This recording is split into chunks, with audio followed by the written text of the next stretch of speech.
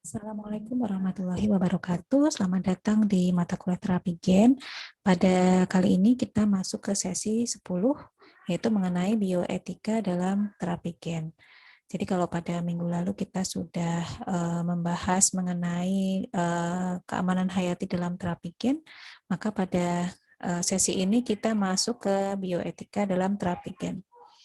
Nah, terapi gen itu sendiri ternyata memiliki dua sisi mata uang. Yang pertama, tentu saja kita tahu bahwa terapi gen itu memiliki beberapa manfaat, yaitu bisa menjadi bahan terapi untuk penyakit-penyakit yang berhubungan dengan ketidaknormalan fungsi dari gen-gen tertentu. Tetapi ternyata di sisi lain terdapat masalah keamanan yang diperdebatkan. Nah, apa manfaat terapi gen? Dapatkah kalian menjelaskan atau dapatkah kalian menyebutkan apa saja manfaat terapi gen? Atau bisakah kalian menyebutkan dampak negatif dari terapi gen? Ya, mungkin kalian bisa menyebutkan satu atau dua jawaban dari kedua soal ini. Nah, ternyata selain manfaat dan juga masalah dampak negatif, kita juga harus memperhatikan mengenai bioetika pada terapi gen. Karena di sini terdapat beberapa permasalahan.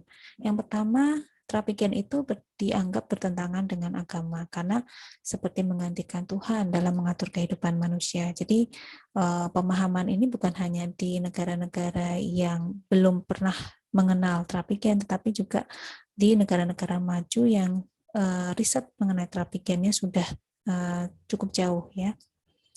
Kemudian juga isu keamanan pada gene delivery, karena untuk menghantarkan gen ke dalam sel diperlukan suatu vektor ya. Kalau kita menggunakan vektor virus, maka ada potensi adanya infeksi baru pada sel target, sehingga isu keamanan untuk vektor virus ini harus diperhatikan. Kemudian juga ada isu mengenai biaya terapi gen yang sangat mahal, karena proses terapi gen itu tidak sebentar dan panjang, sehingga biayanya mahal. Oleh karena itu, terapi gen mungkin saat ini hanya dapat dilakukan oleh orang-orang yang sangat kaya ya, karena biayanya yang sangat mahal. Kemudian juga adanya potensi diskriminasi, artinya masyarakat akan tidak dapat menerima individu dengan kekurangan tertentu apabila terapi gen itu sudah dianggap sebagai suatu alat untuk mendesain manusia-manusia yang sempurna dalam tanda kutip.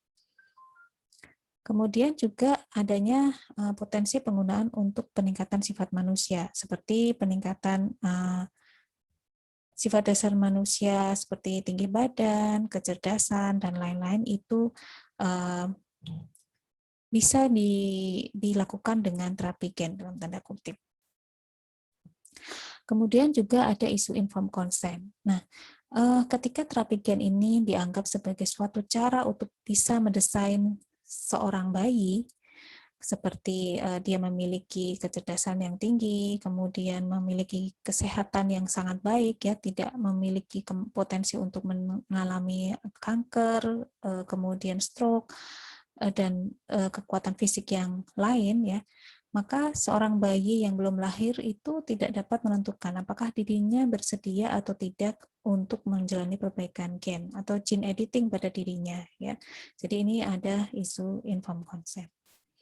Oke, mari kita membahas mengenai kasus Molly Nash, yaitu seorang anak perempuan yang memiliki penyakit Fanconi anemia.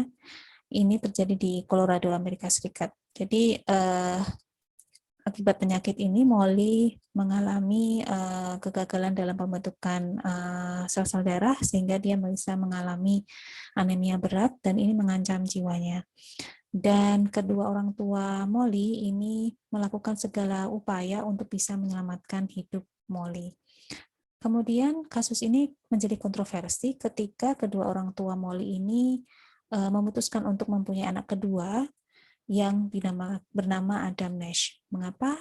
Karena Adam Nash ini dianggap sebagai designer baby. Artinya kedua orang tua Molly ini menjalani proses in vitro fertilization, jadi pembuahan secara in vitro, dan mereka melakukan seleksi.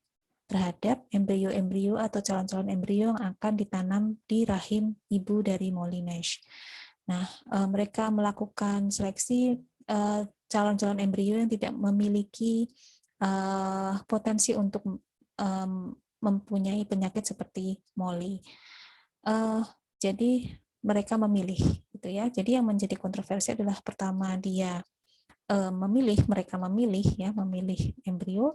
Kemudian yang kedua ternyata sumsum tulang dari Adam Nash ini juga digunakan untuk pengobatan bagi Molly, gitu ya. Jadi Adam ini dianggap sebagai obat dalam tanda kutip. Nah, inilah yang menjadi kontroversi dari kasus Molly Nash. Bahkan sampai sekarang kasus ini terus menjadi perdebatan. Pada akhirnya, baik Molly maupun Adam itu tumbuh menjadi anak yang sehat, ya.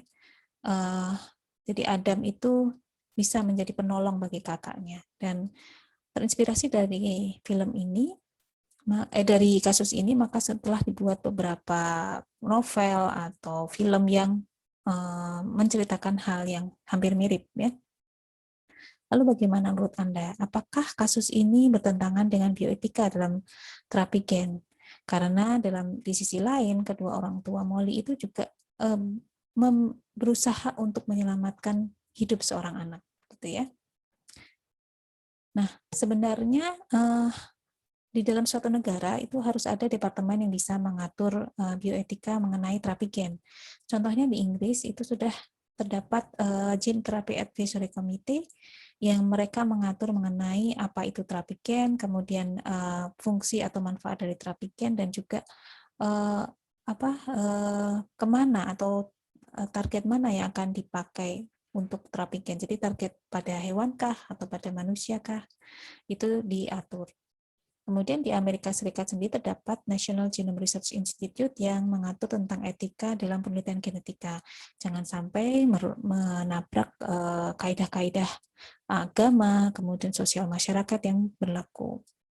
Lalu bagaimana dengan Indonesia? Menurut kalian, apakah di negara kita sudah ada suatu bagian yang mengatur mengenai terapi gen dan bioetikanya? Ya, mungkin kalian bisa mencari dengan lebih jauh mengenai hal ini di Indonesia, ya. Apakah kita sudah mempunyai hal tersebut? Ya, mungkin itu saja saya akhiri dengan pertanyaan tadi untuk memicu kalian belajar dan mengetahui dengan lebih jelas mengenai bioetika di negara kita. Demikian, semoga membawa manfaat. Wassalamualaikum warahmatullahi wabarakatuh.